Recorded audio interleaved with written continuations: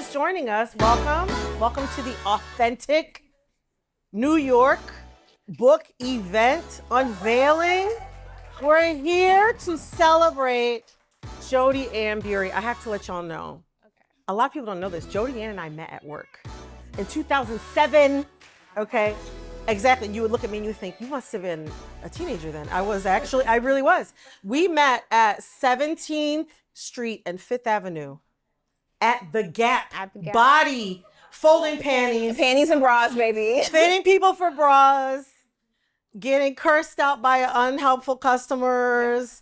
And that's where friendship bloomed. We realized talking though, that we also both had internships that summer. This is summer 2007. We both had internships that summer at MTV Networks. I was at Logo and Jodi-Ann was at TV Land. TV Land, which doesn't exist anymore. Neither exists. No, it doesn't exist anymore. And we formed a friendship then that has lasted throughout the years. We really, things got really deep when I finally moved to New York after graduation and doing like 10,000 jobs. And I think I had just gotten laid off from a motorcycle dealership that doesn't exist anymore in Queens. It's a long path to get where we got today. Yeah. And this is when Jodi-Ann was working at Crunch. Yep. And I had just gone through a breakup. It all happened the same weekend. And I was like running. I don't run anymore, but I was running at the time. And Jodi-Ann, you trained me for free for a month. Right across the street. I don't even think you told me no bullshit because I was whining and complaining every single day, crying every single time I went in there, getting this like world-class training for free. But the thing about Jodi-Ann is that she's always been consistent. The things that she talks about in this book are the same things she was talking about when we were folding panties. Jodi was about to start the revolution in 2007 at the Gap Body at 17th and 5th. Her values have been consistent. The things she cared about have been consistent. The things she's wanted to do have been consistent. And so for those of us who have known Jodi-Ann, whether it's for 2 weeks or 20 years or 39 years, we have known that this is a dream that she has held for a very long time, and seeing it come to fruition in this moment is nothing short of phenomenal. I am not surprised by what is happening, but I am so proud and so excited for you. I mean, in the years that I've been friends with Jodi-Ann, I have seen her, first of all, girl, we was in unpaid internships. That's why we had to work at the Gap. They don't do that anymore. They don't allow that anymore. This is back when we were younger. And I remember helping you, I think, move out of your apartment in Harlem because you were preparing to move to Ann Arbor to get your master's in public health at the University of Michigan. I saw you travel all over the world for work and for play at all of the organizations that you talked about in this book. I heard you talk so lovingly about how much you enjoyed your auntie duties over the years and how much you enjoy being an auntie and loving on your nibblings.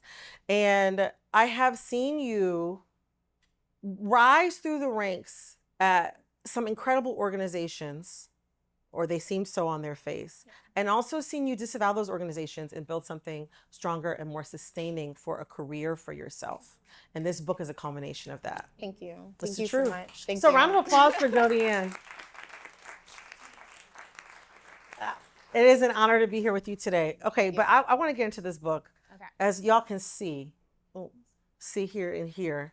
Also, the book is on sale wherever books are sold, online and also in the city of New York. Authentic, the myth of bringing your true self to work. Talk to me about the moment that you knew that you had to write this book. So I always knew I wanted to write a book. It's something I've been wanting since I was like in the 7th grade. I had a 7th grade teacher who was obsessed with Toni Morrison. I think all the Toni Morrison books that I've read, I read them first in the 7th grade. And so so that taught me that this is something I want to do. This is why I start with the Toni Morrison quotation. But just over the years, it's just a dream and it doesn't feel like it's going to be possible for you. I graduated in 2008, which was the best time to enter the workforce. And just over the years, it's just always been a dream that I was chasing. And so it wasn't until I was diagnosed with a spinal cord tumor that I remember that night. I had Hamilton tickets that night. And I remember someone telling me, like, are you still gonna go? I'm like, so I'm an immigrant. I paid money for them tickets. I will still be going to Hamilton. I don't remember diddly squat from that night, but I do remember sitting there crying. And it's like, why are you writing? Like, you're running out of time. And I was like, oh my gosh, I was like, I'm gonna die. And I never wrote a book. And that urgency of that song of like writing like you're running out of time, like that just made my writing practice super, super clear. And so I spent most of that like pre-surgery time writing. Even when I was in the hospital, I couldn't walk and I couldn't use my hands. So I would do speech to text and I would just journal that way because I couldn't even hold a pencil. And so the ability to not just write a book to have this final product, but like the physical act of writing is something that has just been a singular focus of mine since my diagnosis. My gosh. Oh, I'd love for you to read a little bit from the book. Yeah, I will. Get that water, girl. I know. Get the vocal chorus. Get that water. Fun fact, I had my surgery at Memorial Sloan Kettering Cancer Center, and the night before my surgery, I slept here. Wow. So thank you so much for Joy and Piyush for standing by my side and supporting me and my family during the hardest times. We also spent the night before eating pasta and watching Black Mirror, so just, some light viewing before a major life-altering surgery. So do you want me to read up until just the first break? Mm-hmm. Okay, mm-hmm. So this chapter is called The Call, and I'm just gonna read it. Am I dying or what? I said to Dr. Singh the moment he entered the exam room. Dr. Singh had been my physiatrist for 2 years. We had longed past typical doctor-patient niceties. My physical therapist referred me to Dr. Singh after months of exercises, stretches, acupuncture, and ointments had failed to treat my chronic pain.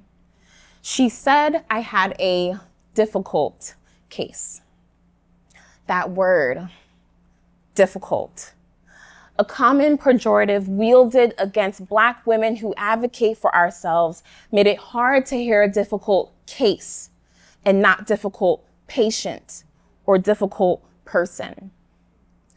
I was apprehensive at first, worried she just wanted to hand me off to another doctor who'd tell me nothing was wrong. But Dr. Singh was attentive and respected me as an equal partner in my care. That his office called so soon after I left the imaging center didn't surprise me. I ignored it anyway. The whole point of scheduling an MRI during my lunch break was to distract myself with work. I wanted to delay the frustration of yet another diagnostic dead end. My phone rang again and again. 3 missed calls in a row made it clear today was not a day for distraction. 3 missed calls plus an email asking me to come to the clinic veils Dr. Singh's urgency thinner than a hospital gown. Doctors do not summon their patients for nothing. I left work early. I rushed to his office. I hugged my stomach, trusting my gut comforted me. It settled best without any sugar on the truth. You're not dying, Dr. Singh replied, but you do have a tumor inside your spinal cord. Dr. Singh continued saying something about my cervical vertebrae, something paralyzed, something quadriplegia, something I'll be there with you every step of the way. His voice drifted. My mind left my body. I laughed, but Dr. Singh didn't hear me. Did Dr. Singh hear me? He pulled up my scans on his computer. I smiled as he traced the bulging oblong blob of gray inside my neck, the thinning tissues down my spine. A tumor, shaped like a boiled dumpling. The ones my mother cooked with rice and stewed peas, my mother. How do I tell my mother? How do I tell her a dumpling is hurting my body? Which of the 78 medical descriptors for pain captured the 3 years it took to get diagnosed? Could any express the unnerving combination of relief in knowing and the fear knowing caused? Which words could describe how much it hurt me to be so difficult just so doctors would take me seriously? Heavy, cruel, unbearable, wrenching, numb, terrifying, tender, exhausting. That's it. I felt exhausted.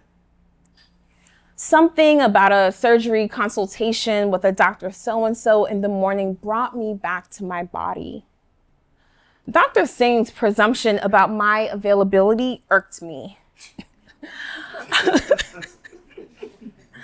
I wanted to tell him about all my project meetings in the morning, my business trips to Malawi and Belgium the following week.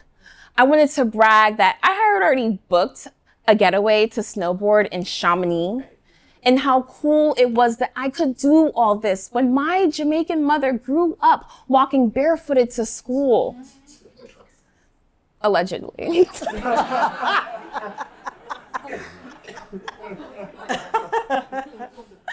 Nothing spells American dream like a weekend frolicking in the French Alps. But I did not mention any of this once I realized Dr. Singh never left the exam room. He had schedules with Dr. So-and-so before I arrived. No referral slips, no wait lists for the next available appointment, nothing but this tumor mattered now. A hoarse whisper chiseled the dam in my throat.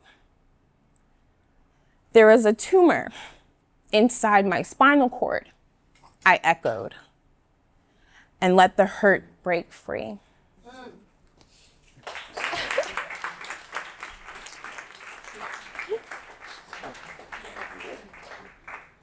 Thank you so much for reading that passage, Jodi-Ann. I really appreciate it. And also for writing such a vivid passage of that time in your life. One of the things that you unpack throughout this book is how a variety of stressors likely contributed to your developing cancer, but specifically in terms of work and how that's affected your life. You connect your diagnosis to a concept called weathering. Now, weathering, you say in the book, is a term coined by Dr. Arlene Geronimus, that describes cumulative biological wear and tear on the body caused by racial stressors. Yeah. You start the book with your diagnosis. You start the book with this concept, unpacking it before you even get into your own theorizing about the harms of the myth of authenticity in the workplace. Why begin there? Why begin with your story of weathering? Yeah. Thank you so much for that. So for folks who don't know me, I left New York originally to go to Michigan to get my master's degree in public health.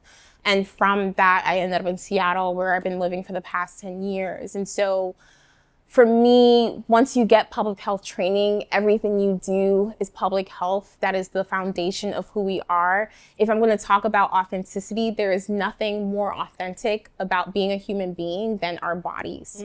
And so I wanted to start with health because there is no reason to talk about stress or work or ambition or success if we're not talking about our physical survival, right? Our actual material bodies and the ways that work tries to ignore the fact that we're human beings with bodies that have needs, bodies that get sick, bodies that get old and pregnant, bodies that change as our identities change, as we get closer to who we are. In my case, bodies that become disabled. You know, how do you navigate institutions with how our bodies present, right? And the ways that work and these institutions and our experiences there can be more difficult because of our bodies, the blackness that you see on my skin. There's so many identities that you can correctly assume about me, but there are parts of me that you don't know anything about. All of those contribute to who we are at work, how we get treated at work, and there's no reason to do this book if I do not care deeply about the health and survival of Black women. And so for me, this book is a public health intervention. What are the ways that we can release these narratives that have us working and working and working, and should I do this, and maybe I should say this, and we're just overworking ourselves like we're on this treadmill. Speaking of being a trainer, we're on this treadmill, exhausted, trying to figure out what we're doing, but we're just standing in the same place. And so this is my attempt to try to get some kind of weight off of us. I mean, I imagine that there are probably a lot of people. I see a lot of nodding, or a lot of and snaps. We love that. I mean, myself, 10 years ago, I think I went into a job where I was like being attacked like by some racist online. And I was so stressed out by it that an old injury in my arm woke up, and I was wearing a sling to work every day. And everyone thought that was fine at my job, obviously.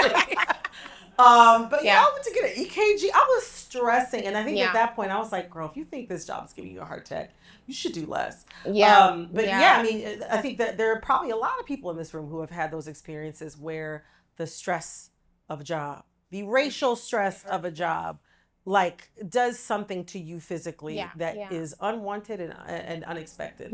And the way I talk about it in the book is this unattributed infirmity, right? And so we're okay when Black women have this unattributed infirmity. I went, how do I get a tumor inside my spinal cord? I was a vegan, I worked out, I was a personal trainer, I did marathons. I was doing marathons, I was doing my 1 rep max was 250 pounds, you know? And so I was doing all of the things. Thank you. I mean, I can't do it anymore, but I used to do it. And so it's like, you're doing all the right things. And there's this kind of, this weight on us, this like unattributed infirmity that we think is okay. And so for me, like that kind of workplace stressors, those racial stressors, and because work is such a coercive part of our survival, we're kind of forced to be there, and we have to be there because we need health insurance, but being there is so unhealthy. So it's challenging. It is challenging, to say the least. I mean, this is something you've been thinking about for a long time, the concept of weathering, what its symptoms are, and to the point, and you were so intimately familiar with it, even in your time, like pre-quitting, corporate America and writing this book. You had a joke. You had an inside joke with a coworker. Yes, I did. Yes, you would. So all the public health girlies, anyone know public health? Okay. They're at work, Joe. They're at work. They're saving lives right now. Saving lives. So Dr. Arlene Geronimus, who's a scholar out of the University of Michigan, my alma mater, and so she developed this concept based on the fact that Black women during their prime childbearing years, they had low birth weight risk. They had a worse birth outcomes than white women who did not have the same amount of education, that did not have the same amount of money, even the same amount of support systems, that Black women, even with all of these protective factors, were not protected in that type of way. And we know that Black women have a higher 3 to 4 times more likely to die in childbearing, right? The maternal mortality rate is higher for Black women. They're like, oh, I don't know why that is. Racism, white supremacy, like we know why that is. And so when I was working in this global health organization, it was the first time I had ever worked with another Black woman who also studied public health. I've never experienced that before. And so we developed our own little codes. And so when we had a difficult employee, coworker, and anytime there was any type of friction at work, she would just come up to me and she's like, what we would say to each other is like, Linda is giving me a low birth weight baby, right?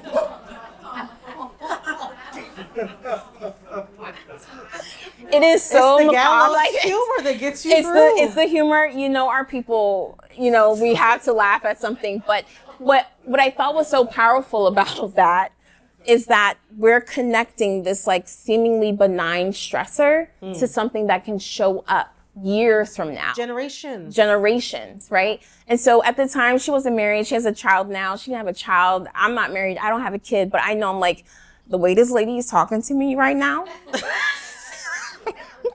she's giving me a low birth weight baby.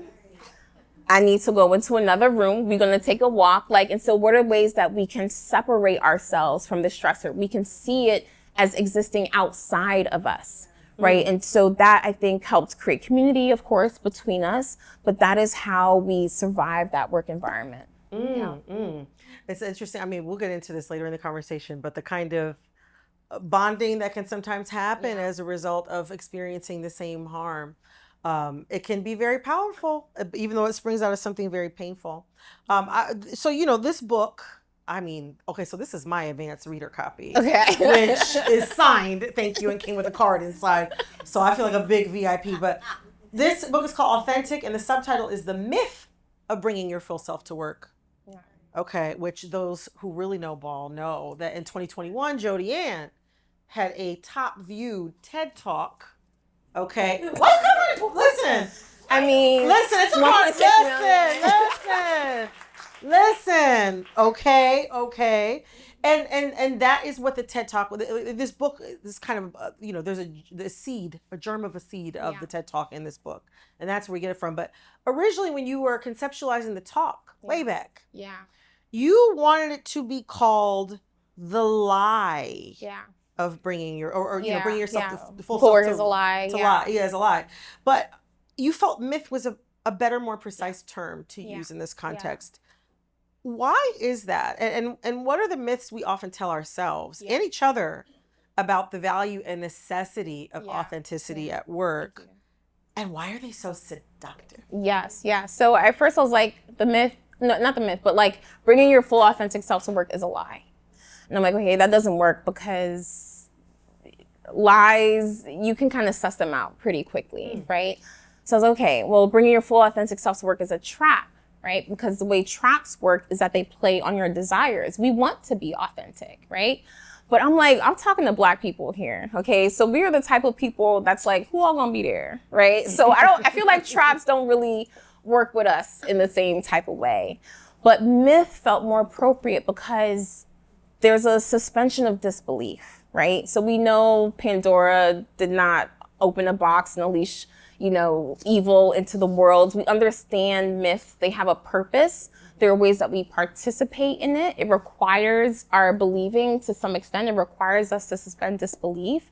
And so I think what we get from the myth is, one, maybe this could be the place, right? If you're asking me to bring my full authentic self, then maybe I can play that up to a certain extent. We always know that, you know, the other shoe will drop, but let's see how long we can keep the shoes on. And then I think there's a way that we can use the language of authenticity to mask what's really going on here. And so I can say, well, I don't feel like I can be authentic here, when I really want to say this place is fucking racist. You're stressing me out. You're not promoting me when I deserve to have a promotion. This person is incredibly mediocre. What's happening with me? But we can use the language of the institution to kind of cover ourselves, to kind of be a little bit more strategic with the things that we want. For me, the challenge of using or adopting institutional language is that you will only go as far as that language can take you. And so institutions do not want to change. The master's tool. Exactly. Will not dismantle the master's house. And so you will only go as far as they want to go, which is nowhere, right? And so we're stuck still talking about, well, how can I be more authentic when I don't know a single white man whose career depended on honesty? So it's like, we can do a quick tally. Yeah, it doesn't. So why do I need to be so vulnerable and open in order to get ahead? It doesn't make any sense. And so for me, it's like, well, I have my hair this way. I have a Black natural hairstyle. This is a quote unquote Black hairstyle. This is me being an authentic Black woman. Okay. If my hair was straight, and my job required straight hair, or professionalism requires that I meet straight hair expectations, is that not also authenticity? Is that not also me trying to survive? Is me trying to take care of myself and my family? Like, so that kind of binary of this is authentic, this is not authentic, doesn't really make sense to me. It's really looking at the policies and the practices of the institutions who want this authenticity, quote unquote, for what? To find ways to take opportunities away from us. And so what are ways that we can kind of give ourselves a break and look more of our eyes and more of our analyses on what's happening with the institutions? We understand the limits of the institutions, so what are we gonna do, right? That makes me think of a concept, well, two concepts that you bring about, that you talk about in the book. One is spectacle. Yeah. And one is disclosure. If you could, before I go further, if you could lay out what you mean when you talk about spectacle, and also what you mean when you talk about disclosure, because these are words everybody knows, but I want to make sure that we understand them in your parlance of the book. So there's a chunk of chapters in the book under authenticity as spectacle, and the way that the book is organized is saying, well, if authenticity is such this mercurial term, we use it in different types of ways. Let's think about it through healthcare. Let's think about it through, a nonprofit lens. Our purpose and our values. Let's think about it through the spectacle, which is the limits of representation. What is the thing that's distracting us? The little razzle dazzle of how Bring Your Full Authentic Self functions in our careers, and let's break that down a little bit. And so thinking about the spectacle of disclosure, that chapter is incredibly meaningful to me. You'll be able to tell because it's like 30 pages. It's the longest chapter in the book. And I couldn't have understood disclosure as a concept because as a Black woman, because I appear as a Black woman and people assume correctly those identities, I didn't really understand that. But when I became disabled and I used the cane intermittently for 2 years, and so I was very obviously a disabled person. But once I lost the cane, but still have my disability, it was really interesting to see how I can leverage disclosure to get the things that I want. The ways that disclosure does not matter. They don't care that you're disabled. It's still a problem that you're late. It's still a problem that you need to sit down. It's still a problem that you need to flex time or go to doctor's appointments or whatever it is. And there are ways that disclosure can kind of offset racism in this weird kind of way. Well, Jodi-Ann's always late because she's Black and Black people are always late. Well, I'm a disabled person and it was really hard for me to get here on time. And, I have all these issues in the morning with neuropathic pain and all of this. And they're like, oh, okay, no, it's fine. Oh, so then it's like. So then it's cool, right? And so the spectacle is really thinking about representation, the ways that we want it, the ways that we need it, and the ways that it really isn't serving us. And the hardest chapter, I think, to write in that, besides disclosure, was the one where I talk about Serena Williams, who means so much to me, but I had to interrogate what I was willing to ignore in order to feel seen by her. Say more about that. Yes. So in 2019, she narrated a Nike commercial called Dream Crazier. It was very emotional. I could watch it right now and cry. 90 seconds weeping. And so the campaign was about supporting women and girls in sports. They call you crazy because you want to run a marathon. They call you crazy because, you want to be an Olympian who wears a hijab. You're crazy as a woman for doing all these things. And she talks about her own story. Oh, you want to be a mother and come back to elite sports? You're crazy. And so the end of that spot is like, if they want to call you crazy, show them what crazy can do. Weeping, weeping, weeping. Because for Serena Williams, and I think for a lot of Black women, we project ourselves onto her. We use her as this cautionary tale. She is the definition of Black excellence, is she not? So if Serena Williams could almost die during childbirth, why not me, right? Of course it happened to Serena Williams. Of course she's the best athlete on the planet, and it's still not enough. She's too Black. Her body is weird. She doesn't have the right clothes. She doesn't have the right hair. She doesn't have the right pedigree to be an elite tennis player. And so we map our own careers, that own doubt that despite all the evidence of our excellence, right, it's still not enough. And so I felt very tied to Serena Williams in that type of way. And so, of course, when I'm watching this commercial, it's so easy for me to cry because I can feel that. This montage of her career becomes my montage of my career in some type of way.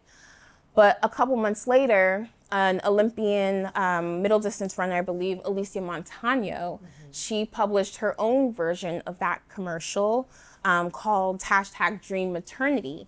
And she called out Nike because she was a Nike-sponsored athlete. And what Nike and the Olympic Federation does is that when women are pregnant and postpartum, they do not pay them and they lose their health insurance. And so she's pushing back on that. It became this huge deal about, well, you want to support women in sports, but you don't actually have any policies that would support women in sports, right? They lose during their prime as athletes. They also want to have children. And so it's hard to do both in that industry.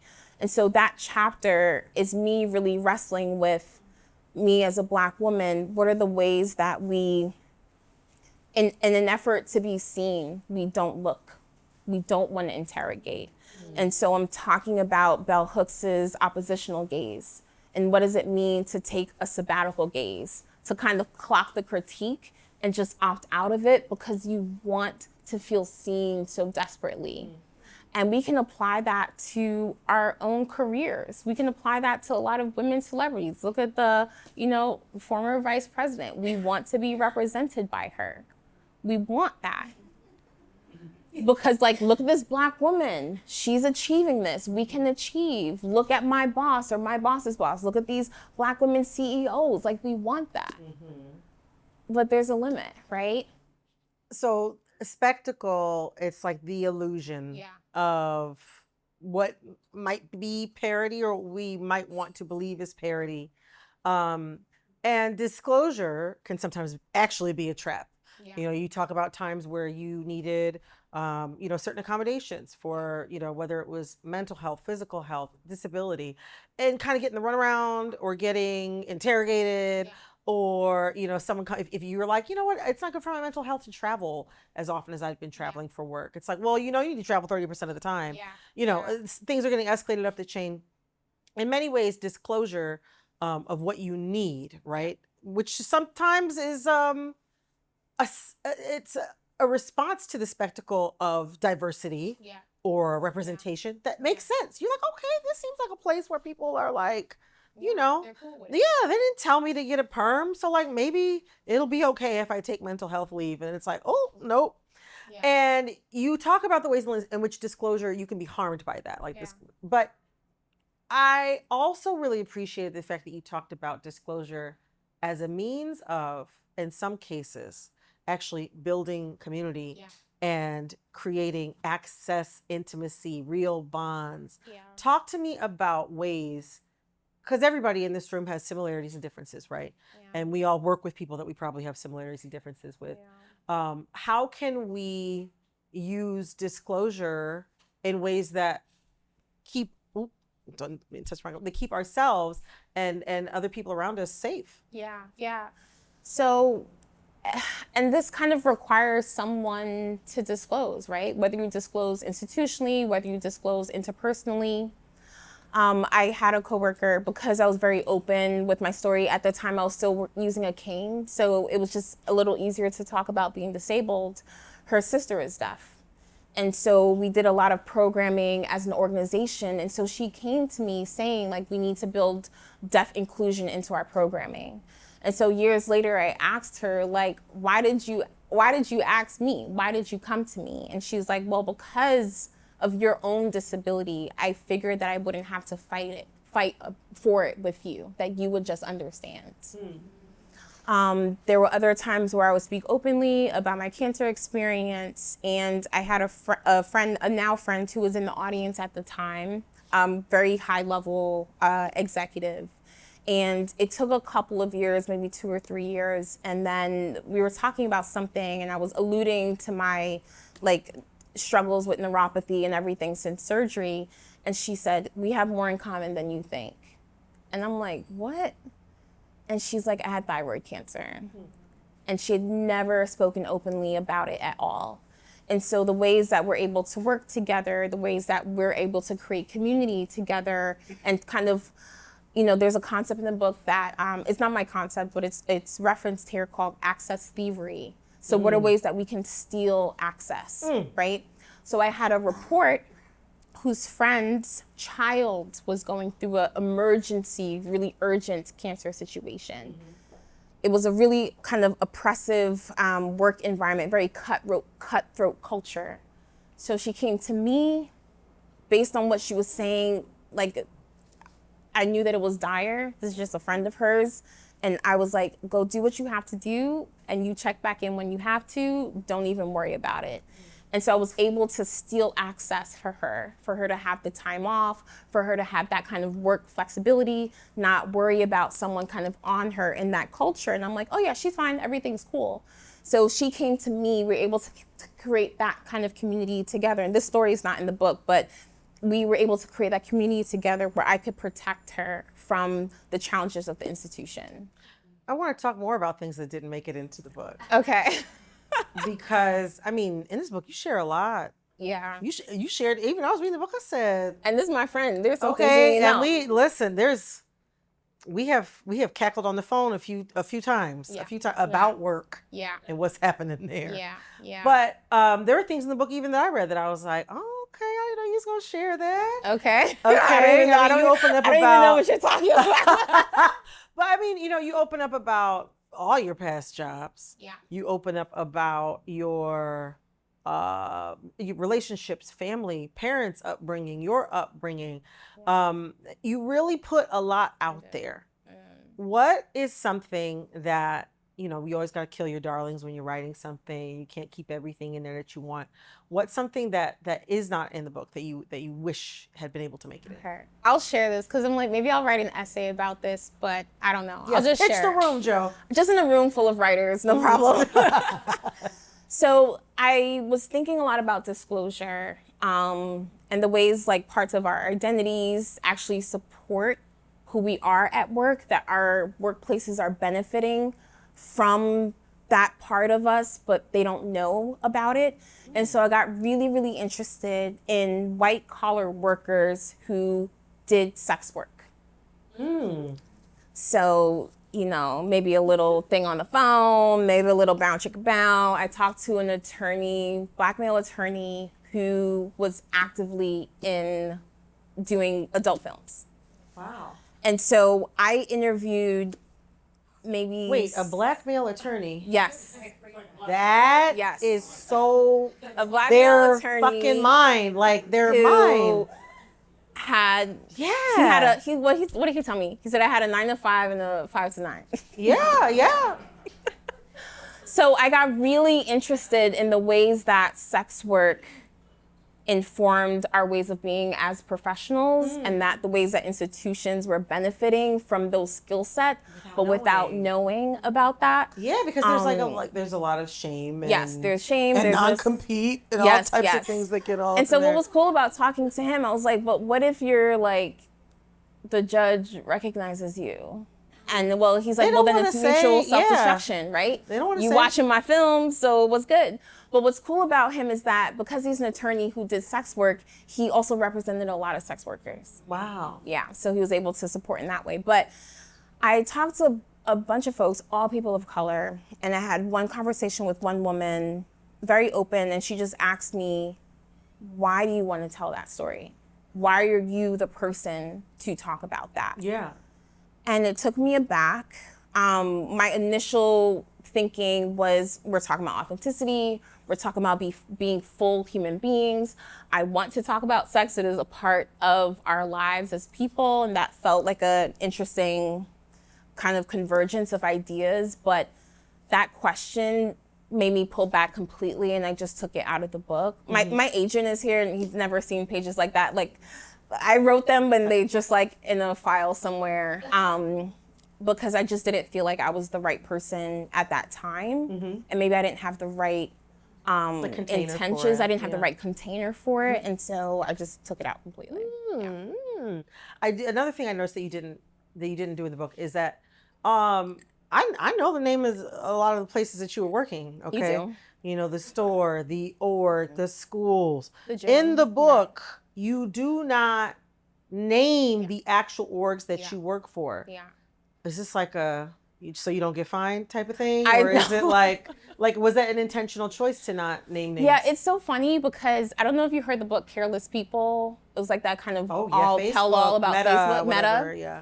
We're the same press. So we had completely different legal conversations with the attorney.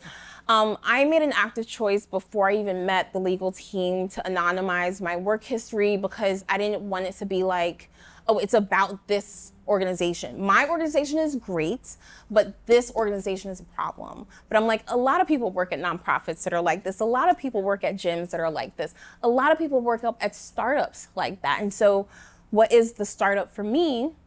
And the very specific information about that workplace is someone else's startup. And it could also be their stories. And so there's a lot of different ways throughout the book that I wanted to play with collective narration, right? What are the ways that I use we and us in the book? Who is included in that? How does that shift page to page, chapter to chapter? There are a lot of voices in this book that are not mine. Some of those voices are in this room. That was really important to me. And so even anonymizing these organizations was also a play at how do we tell our stories together? How do we reflect what we know together? How do we reflect what we know together? Jodi-Ann, Brittany, we're living in a time right now. we are. We're living in a time right now. There's a lot going on. The thing is, though, is that, and there's a lot going on having to do with this book. I mean, for those of you who don't know, I believe Black women's unemployment rates, at least at the last time we got numbers, I think for the month of August, 6.7%, which is 3 percentage points higher than white workers. Also, for those who don't know, Black women's unemployment trends tend to predict what happens for the Gen Pop. Yeah. So people don't want to think that our fates are tied, but boy, oh boy, are they. Yeah. And that's something that happened recently. I mean, I think you touch a little bit on, the Baltimore Bridge collapse, like the Key Bridge collapse and the DEI conversations that came out around them with the mayor of Baltimore, who's a younger Black man. And, but ultimately you touch a little bit on, former Vice President Kamala Harris and a lot of the conversations that have come up, with her candidacy and things like that. But ultimately, most of this book, I think, was done before, like the utter dismantling of DEI that we've seen in our national institutions. And also other institutions don't have nothing to do with the government. They just said, we're going to go with them. Yeah. What is it like? What has it been like for you to release this book into a world that is so, like, going through right now, things that, I almost asked you, like, how did you predict the future? Yeah. What are the lottery numbers, Joe? Tell me. But, like, really and truly, like, what is it like to have this book that feels so attuned to our exact moment in time right now, but was already completed pretty much before these things happened? It's funny. So it's connected to you, actually. So Brittany, you hosted a podcast in the Wayback Machine where you would play this game, Good or Bad for the Blacks. Oh, yeah. That's right. So, like, is Martha Stewart's relationship with Snoop Dogg good or bad for the Blacks, right? It's probably bad at this point. Yes. And so there's this kind of, and I was using that just when I was trying to explain the book to people. I would talk about that game from your show. And then I just ended up putting it in a book. I actually texted you about this. I don't know if I got your permission, but I texted you about this. I did. You did, yeah. I respect my friends. You read every quote from me, anything that you Yes, I respect my friends. So you texted me and I'm like, okay, that's going in the book. Yeah, I do respect the law. So I just decided to put it in the book. And so this idea of, like, is this good or bad for the Blacks speaks to the cycles of how institutions, this country, our culture treats Black people, and insert marginalized identity here, where there are certain seasons where it's really good. It's good for the Blacks, Early 2020, not so good for the Blacks, right? When the pandemic hit, a lot of Black people who were working in DEI or people functions were the first that were fired or furloughed. George Floyd is murdered. There's this kind of rising movement for Black lives, and then it was really good for the Blacks, right? And it feels really, really hard that professional opportunities were connected to the murder of this man. And it's still hard to deal with that. This book probably came out of that. I got the deal in 2022. And so there's this sense of, even doing the TED Talk, wait, did you just pick me for TED because George Floyd was murdered? Do I take this opportunity? Like, it feels gross. But I feel like we all had this sense like there's this window that's open for us to get, not just kind of get what we need, but get what we should have had. So we can actually do the work. There's movement, there's lift, there's people that are showing up. So let's try to get some work done. But I feel like we all knew that the window was gonna close, and it closed hard. It was open like this. It was open like this, and like it's gone. That window's gone. And so the book was always speaking to those cycles. And so God bless my team, God bless my agent, who literally called me. He's like, so if you keep making this many changes, you will get fined. Because for the authors in the room, the book was typeset. And then Trump got elected and all of this. And I'm like, well, I need the reader to know that I know. Yeah, you did though. So I put in little things that were more cosmetic, but the argument of the book never changed. Wow. Yeah. Wow. Yeah. That is like a little depressing. It is depressing. It is a little depressing. But also it makes me very grateful that we have this book out here for people to be able to read. I got one last question for you, Joe. Okay. One of the things we were talking on the phone earlier today, as we do from time to time. And I was saying that one of the things that I really appreciate about this book is that it feels like it is not just speaking to marginalized people, people of color, who are dealing with all manner of weathering in the workplace, but also it feels like a bit of a way forward for disgruntled and beleaguered millennial and Gen Z workers who entered the workforce after the 2008 financial crash very often, or were in their early careers during that time, or who are dealing with sort of like entering the workforce in a post-pandemic world, or who were sold a very interesting bill of goods by the Obama administrations, and all of the kind of spectacle that came along with that in all sectors of public life. It feels like a way forward where instead of thinking about how to, one of the things I was telling Jodi-Ann earlier today is I told her she's like the antithesis of those like TikTok videos where the people are like, well, they don't do this anymore because there's no more jobs in tech. But like 5 years ago, they were like, come with me as I make $275,000 a year at Google.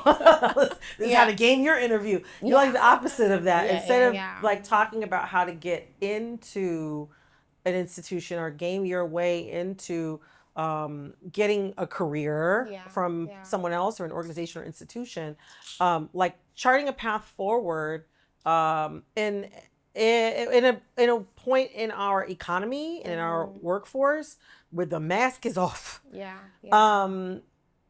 that in mind, you know, we're all workers in here, whether we like it or not. And I suspect with that laughter, we are not liking it. What are some things that we can do for ourselves and for each other to chart that way forward toward, you know, building careers for ourselves in ways that are less harmful to ourselves and to the people around us?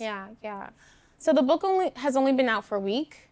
And what I've noticed in some of the coverage of it, that of all these pages, people often quote these two sentences where I say, I am not a worker, I am a person at work. And so what are ways that I can shift that lens to understand my whole personhood, and that my work life, albeit an important part of it, is just a part of who I am? And so what are ways that I can separate my selfhood and my personhood at work from this kind of careerist orientation, that who I am, the be all end all of like my worth and my status and my success is tied to metrics that quite honestly we don't control. And so I'm trying to shift that lens a little bit. And so in that shifting is me also realizing like, who are the people around me?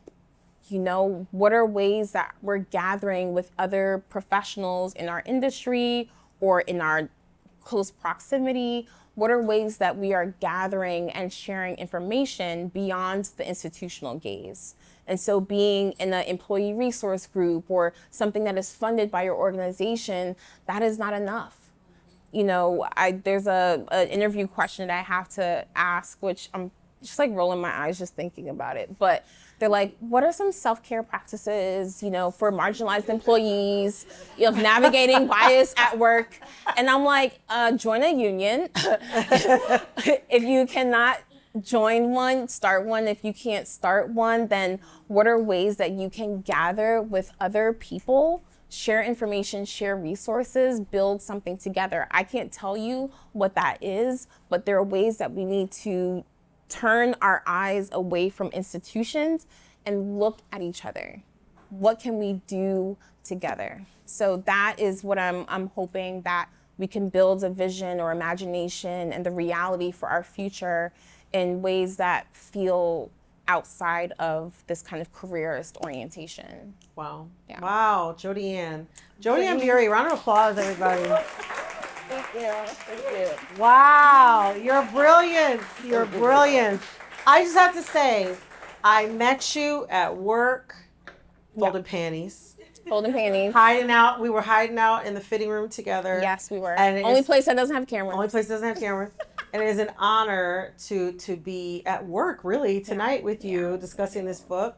And congratulations on everything. Thank you. I couldn't be happier, couldn't be prouder. This is brilliant. Thank you. Authentic, on sale now. Even if you get a copy today, if you haven't already bought a copy, buy a copy of the book.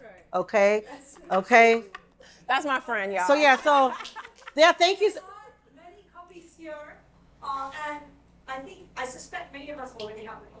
But if you don't, please also feel free to bring it. Yes, right here. There for you to take. Yeah. Thank you again to Jodi-Ann Burey for this wonderful. Thank you. Yeah, thank you. Yeah. Thank you. Are we good? I guess. Do you have anything else you wanted to say? I don't know. I love you guys so much. Today means so much to me, just to see so many people in different parts of my life in the same room, and then realizing that even some of you know each other and I didn't know that. And so thank you so much to Jodi and Piyush for hosting this. Appreciate you so much.